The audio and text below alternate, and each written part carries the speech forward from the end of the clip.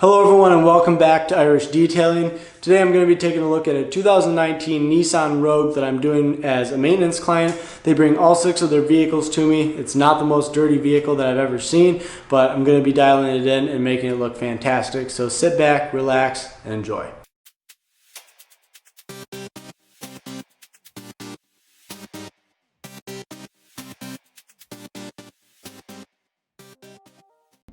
Hello everyone and welcome to the video. Today I'm going to be taking a look at this 2019 Nissan Rogue. It's in pretty good condition. This is going to be more of a maintenance style detail for this client. They bring their whole fleet of family vehicles to me, and this is just going to be taking it completely top down. As you can see, there's a good amount of dirt on the outside as well as a good amount of dirt on the inside, but not the most that I've ever seen.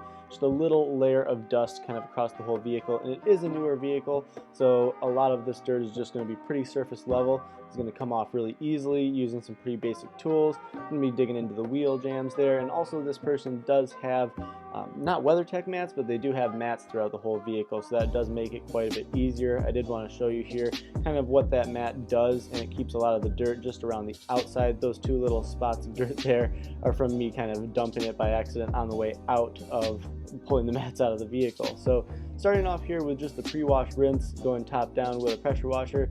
I'm using the 40-degree tip here to make sure that I'm not using a lot of pressure. Being that this pressure washer that I have is a gas-powered Craftsman pressure washer that puts out about 2,800 psi, so that's a little bit higher than what you'd normally want to do on a vehicle with like the yellow 15-degree tip. So using that nice 40-degree wand to get into all the crevices. This vehicle also did have carpeted wheel wells, so spending a good amount of extra time to really blast out all that dirt, and it did have a lot of brake dust and kind of road grime and a lot of dust in there too. They live on a gravel road, I believe, so they have a lot of dirt caked into those wheel wells, so really just taking a lot of time to blast all of that out of there, just to make my life a lot easier when it comes to the wheel cleaning.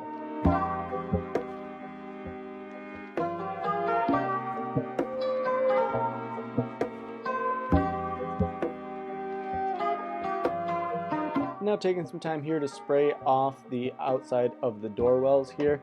Something that you definitely can do, and I do it at the very beginning of the washing stage just so that any overspray that goes into the car is just going to be easily cleaned when I do go and interior detail the vehicle. Now moving on to the wheels, I'm using Meguiar's wheel cleaner, non-acid wheel and tire cleaner, and just spraying it very liberally all over the wheel and the tire, as well as the wheel well, to let that kind of dwell and get as much of that grime out of the wheel well as well.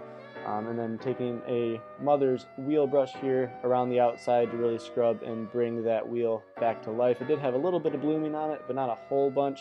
Then taking kind of a Speedmaster brush, it's not a Speedmaster brand brush, but just something similar to that to get into the wheel barrels and really remove a lot of that dirt and grime. I did go around with all of the wheels a second time with the Speedmaster brush here, just to really make sure that everything was cleaned out of here, because after I did get the wheels done, there was still a little bit of dirt and brake dust in there. These things were just absolutely caked from the dirt road that they live on, so I had to go back around afterwards and really make sure that I did a good job to really get all of those wheel barrels nice and clean, because it is a newer vehicle, so it didn't have a lot of like wheel blooming on the inside and oxidation, so I wanted to make sure those barrels really shine, because it is black paint on the inside there, so these wheels looked awesome once they were nice and clean and shined up, especially with the barrels reflecting the black all the way through.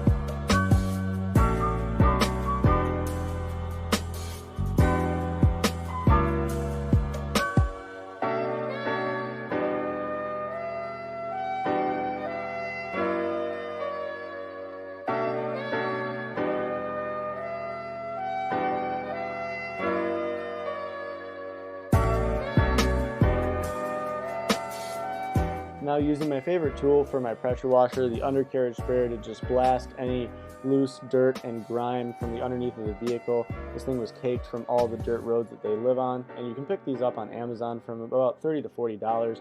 I will have the link down in the description for you guys to check it out if you would like to.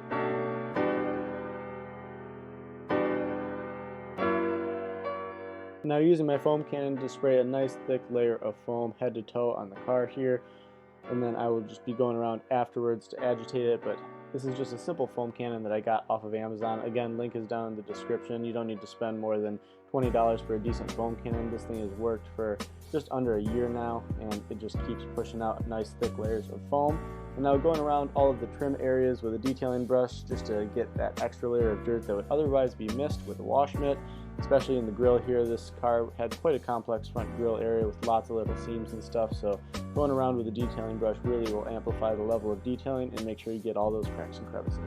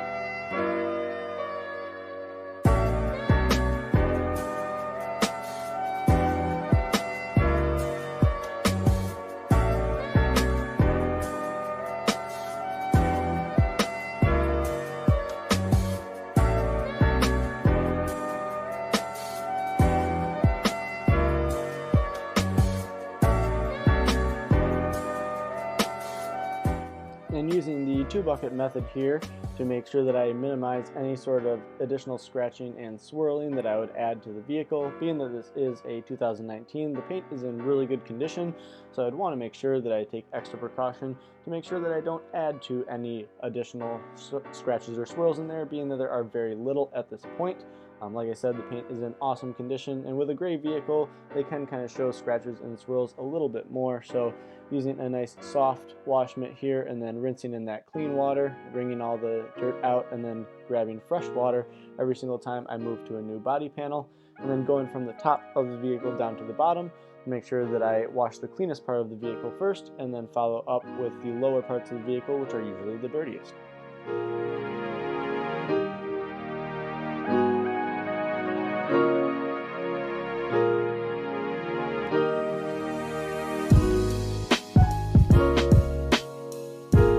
Spraying off the vehicle one final time from the top down to spray off any of the remaining soap and suds off of the top as well as the exterior of the vehicle. Being that it takes a long time to wash, usually a lot of the soap and suds will kind of fall off of the vehicle, but just going around one final time with the pressure washer to make sure that there's no soap residue or anything left on the vehicle.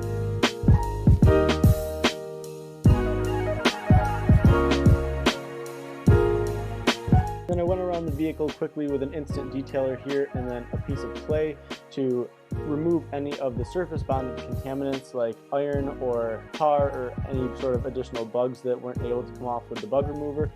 Just takes a little bit of time, but it really makes the paint shine, and I was able to kind of feel on the paint that there was a little bit of that sort of sandpaper feel.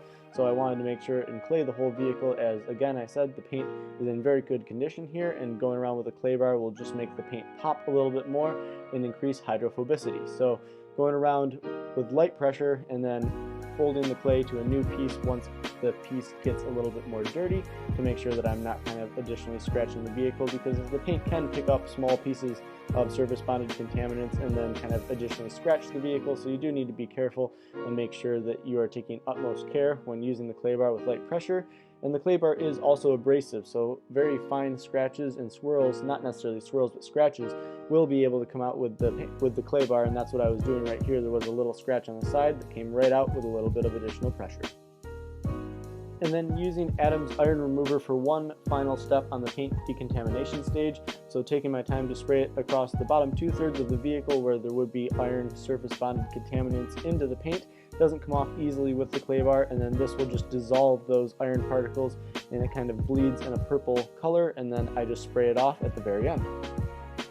And then using an Adam's Ultra Plus drying towel to dry off the vehicle as quickly as possible. Being that I do not have a water deionizer and my water comes out directly from my well, I do have harder water, so I do want to make sure that I can dry the vehicle off as quickly as possible to reduce the amount of water spots that will bond to the vehicle, to make my life a lot easier so I don't have to do any sort of paint correction or decontamination once the vehicle has been dried.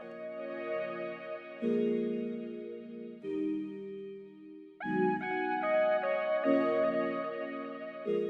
using the smaller version of the Adams Extra Soft detailing brush, as well as the crevice tool attachment to my shop vac here, I'm just going through all of the cracks and crevices and every single interior surface with this detailing brush to lift any loose dirt or debris, particularly kind of dust, being that there was just a smaller layer of dust across the whole vehicle, just to make it so that it will be a lot easier when I go around with my steamer eventually.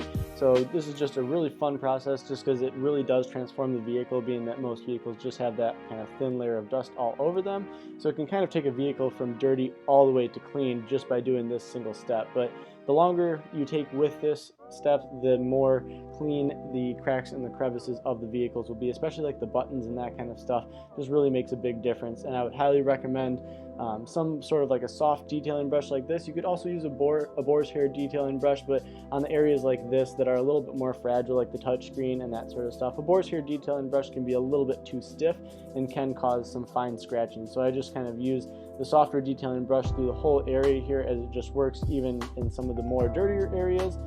But if there is an area like the cup holders and that kind of stuff that does have more caked on grime, I would use more of a boar's hair detailing brush with like an all-purpose cleaner to make sure that you get the utmost cleaning power in the areas that need it.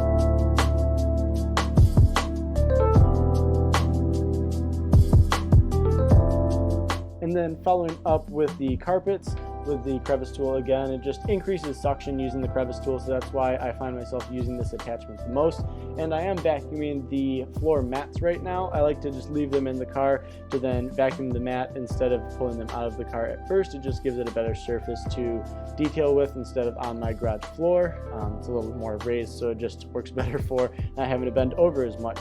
And then removing that carpet, or removing the mat there, so then I'm able to expose just the vehicle carpet, and then going around with the crevice tool to make sure that I get every last little bit of dirt and sand, especially in the dead pedal area. This is an area that usually gets the most heavy abuse, so you do need to take the most amount of time in that area to make sure you get every little grain of sand out of that area. And then I will be going around later with the extractor and that kind of stuff to then extract the carpets as well to make sure they're in tip-top shape.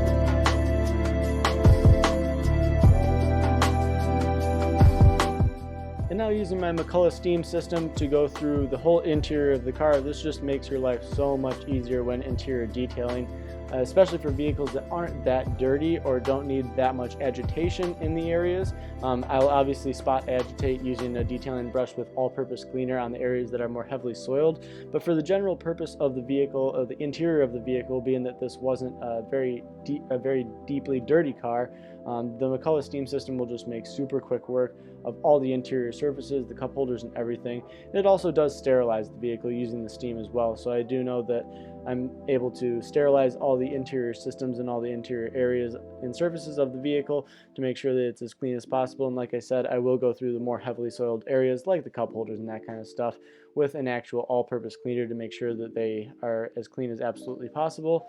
As I said before, all of the links to all the products that I'm using will be down in the description of the video here. And I do use this steamer on the inside of my house quite a bit as well. There's a kind of a pad that you're able to use on floors and stuff that I use quite often. So it's an all-around system that you can use not just for detailing your vehicle. It does have household applications as well.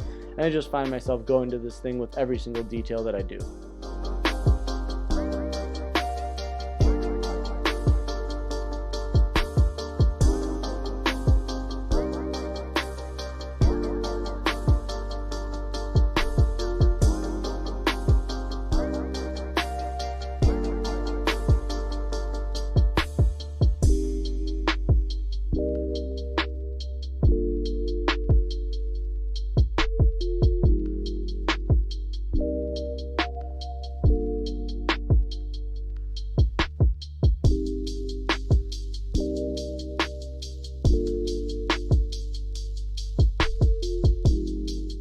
And now moving on to the pedals of the vehicle, I will give credit where all credit is due. I did learn this tip and trick from the Detail Geek on YouTube, but using the McCullough steamer with one of the bristle attachments on the end of it to just blast steam and then agitate the internal crevices of that pedal, and then having a microfiber towel underneath it to catch any sort of dirt and drips that will fall from underneath the pedals makes super quick work of the pedals, and they look fantastic when done. And being that this car is all leather, I'm using my Griot Scratch 3-in-1 leather cleaner and protector to make sure that I clean and condition and protect all of the leather surfaces of the vehicle. I love that the vehicle has all leather. It just makes it that much easier than cloth seats, but going around with a microfiber applicator pad to really massage all of the leather cleaner into the vehicle seats, and then going around with a microfiber towel afterwards once the leather cleaner has time to condition and absorb into the leather of the vehicle. You don't want to have it dry on the vehicle surface, but you do want to give it time to really sit in there and condition the leather to make it look its best. Then I opted to use Adam's interior detailer with Microbond. This is, I believe, just the fresh clean scent that I'm using here to then go over all of the interior surfaces. It is a UV protectant and it smells amazing, and that Microbond also just adds one more level of disinfectant to all of the interior surfaces just to make the surfaces have that nice flat matte black finish, and then also with the UV protectant just to make sure that they stay looking like new for years to come.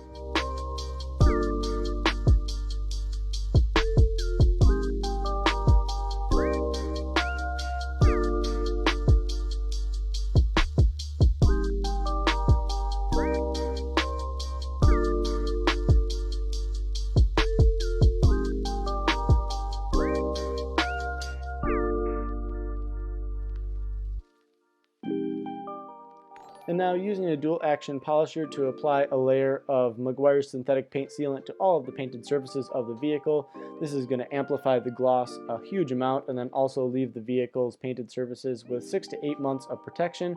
Going into winter, this is a necessary step to make sure that any of the road salt and road grime don't really embed themselves into the paint, and it just makes the vehicle look that much better, and it leaves, again, the vehicle with a nice layer of protection, especially going into those harsher months of weather.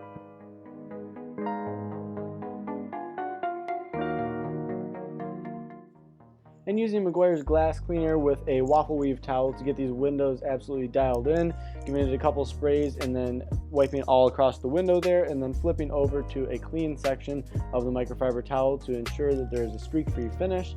Always flipping over to that clean section of the microfiber towel for the final wipe will be the secret there to making sure that there are no streaks left in your glass.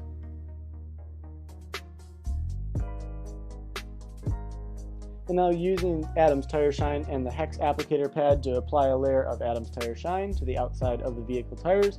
It does go on pretty wet, but then it will dry to a nice matte black finish, so it looks like the tires in a showroom vehicle. It really just adds the cherry on top to the detail and makes the vehicle look amazing.